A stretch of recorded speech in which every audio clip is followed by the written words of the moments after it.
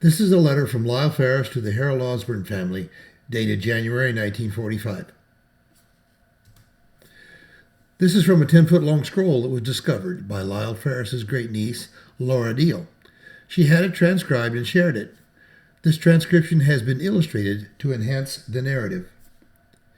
Dear Harold, Lucille, and Nancy, according to their importance to Franklin Delano Roosevelt's war effort, having been bothered for many months with a guilty conscience and a lazy ambition, I had fully decided that if I wished to hear from you all again, I would have to answer your last letter, which is, I'm sorry to say, nearly 300 days old, when I, to my surprise and joy, received 2 letters from you on January 22nd, 1945 in the evening, and after reading same a couple of times, one reading didn't take long, I fully resolved to answer them at once, so straightway fell into a deep slumber on the floor in the parlor, until I was awakened by the loud barking of many dogs, which had gathered from far and near to kill and harangue the fatted skim-milk calf, and, being fresh out of firecrackers, except for one I couldn't find in a hurry, I grabbed my trusty carbine, which happened to be a 12-gauge Remington automatic, and sallied forth at the unheard-of hour at 12:37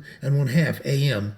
on the 23rd day of January 1945 of the year of our Lord to join the bark party, an uninvited guest, where I proceeded to spray the clear white snow on a cold moonlight January night with hot black lead, with very satisfactory results, as could be seen in the aforementioned bright moonlight, as it was plainly noticeable that it was every dog for himself after the first shotgun blast shattered the cold midnight air. And so we record the cause for the prompt beginning of the exercise by Lyle, starting at the north side of the dining room and probably ending in the southwest room of the domicile of Harold B. Osborne, 2,000 miles away, where we spent a short but very pleasant and often remembered visit in January 1938. I was sure sorry to have missed seeing you at Denver last spring, as I tried to do so, but got slightly mixed on dates. I understand that you are not enjoying such good health.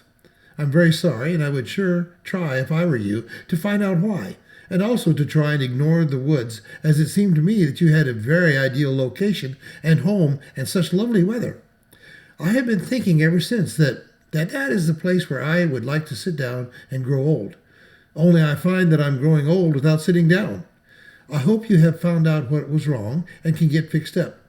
It sure isn't any fun not to feel good.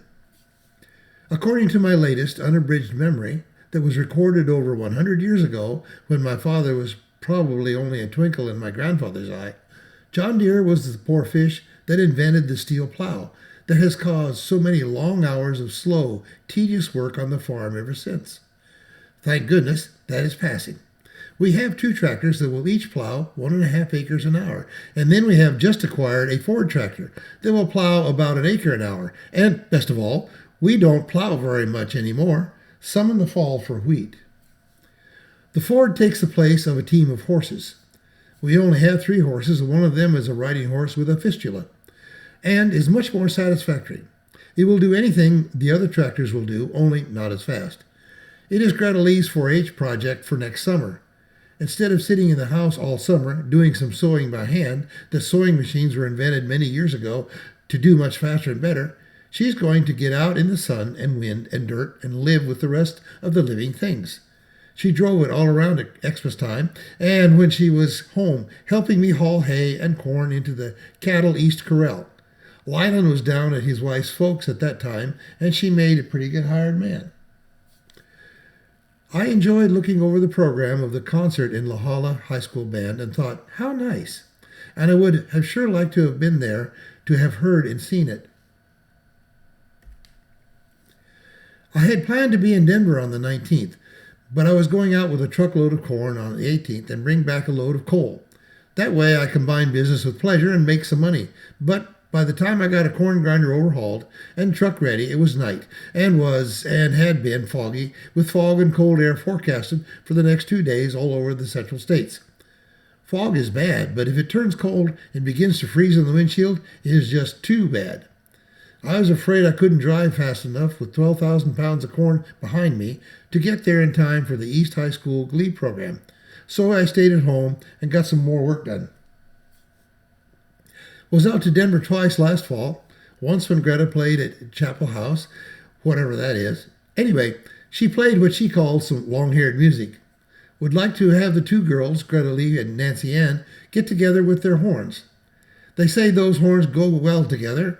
I think that C.G. Kahn makes horns that compare well with the best of them, but it seems like every music teacher must sell a new instrument and get a little commission. I think the kids nowadays have a lot of nice and interesting things they can do. And ain't they nice people to know, these girls? Even my grandson is helping me to keep from getting old. He's quite the boy. Of course, he does all of the cute tricks that any smart child does, but it is sure fun to watch him play and play with him. He would sit very still on my lap for over a half an hour while Greta played long-haired music. I suppose you feel pretty safe playing Yankee tunes to your Confederate neighbors, as long as there's plenty of soldiers in town. Speaking of packed buses, they would never do for me because I got buttoned to a woman way back in 1927 on a crowded streetcar in Los Angeles. I was trying to get off and was going sideways through the crowd of people that was standing when the button on my coat sleeve caught fast in the lace on the back of a woman's dress. I couldn't reach it with my other hand. She couldn't reach it. I had one woman and I didn't want another. And besides, she didn't seem to want to come anyway. The button wouldn't give, but I think maybe the dress would have if someone hadn't unbuttoned us. Moral, don't wear buttons on your coat sleeves. Speaking of eggs, do you want some? I have spent several cases to Los Angeles the last 2 years, and we just sent to Washington, D.C. Moo is right about the cow. What you want is a goat. Cousin George at Council Bluff has 2 or 3, and I'm sure that if you would get one or more, that it wouldn't be long until you could get a new wife, or at least be rid of the one you now have. All jokes aside, though, I have milked his and drank the milk, and it's very good. I don't think you can get the cream to make butter, though. We have nearly 100 head of cattle on full corn feed and plenty of corn to feed them. Would you like some beefsteak? So would I. Just thought I would tell you about them and make your mouth water. We don't bother to churn anymore. We just get our butter at the creamery. Have tried for nearly 50 years to raise a corn crop when the price was good. Did it this year. Corn is around 90 cents a bushel, and we'll have more than 15,000 bushels if we ever get it picked. Had over 450 acres, Lylan and I, and we have 200 to pick yet.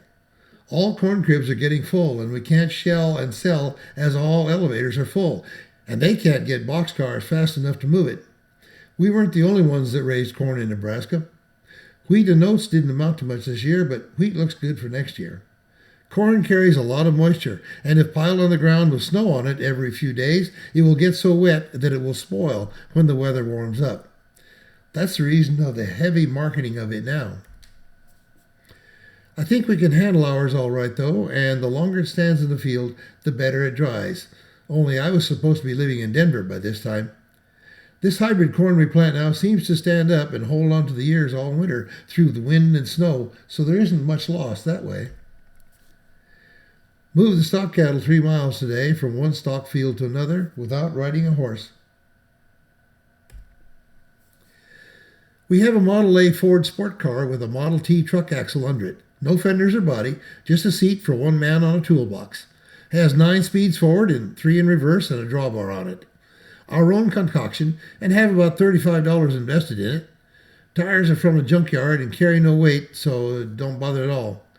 This machine will cross ditches and creeks, pull a load of hay or several loads of corn, chase cattle or hogs, plow your garden, hunt pheasants with you. It will do everything a horse will do, but eat hay and grain. It doesn't eat unless it works, and when you want to use it, it doesn't have its head under the neck yoke, its tail over the line around the other horse's head, and 1 or 2 feet across tugs. It is help and time saved by machines like this that Lylan and I are able to farm 883 acres and look after 650 acres of pasture, and be able to sit down to supper every night in the summer, 20 minutes to 11. We don't play much golf, but then we don't seem to need to. Had the team hitched up 2 or 3 times last year. Don't intend to this year. Wild hay is all handled with tractors, but raking, and we are going to put 3 rakes together and use a tractor on that. No bumblebees anymore. Haul all the hay we will use, about 100 tons last fall, in October on the rack that hauls a stack at a time. Period. It was a good thing to do, as we have a lot of 1-inch snow that keeps the ground wet and slipping, and when hauling hay the above way, the ground has to be dry. Had steady winter from middle of November until about 2 weeks ago. Didn't hardly thaw a bit, and ice got to be about 16 inches thick on the horse tank. Have just had nearly a week of fog and snow, but warm, so it melted a lot. Great for the ground. The sand pit has a beaver in it this last year, and he's cut down half of the young trees around the pit. It looks like the ruins of Rome. I don't care. Didn't want the trees there in the first place. Had a long hunting season, 15th of October to the 1st of January, but not much hunting done due to the lack of pheasants and quail. Saw 50 pheasants just north of the chicken house Sunday morning. They are in the weeds and brush out where the old grove used to be, nearly all the time. That shows how we hunt them. Well, I guess I've blown off long enough, and maybe this will hold you until such time as I might have to write you a letter. Hope you are feeling all right again, as well as all the rest of your family. We sure haven't forgotten the very pleasant Sunday and Monday we spent with you all in 1938, as ever, your short-haired uncle. Footnote. Any misspelling or improper phrasing is of an individualistic nature and not according to Webster's latest unabridged. Greta says that reading my letters is like deciphering code. They can usually make them out. Flattering, I would say. P.S. We always enjoy hearing from you, even if I don't answer.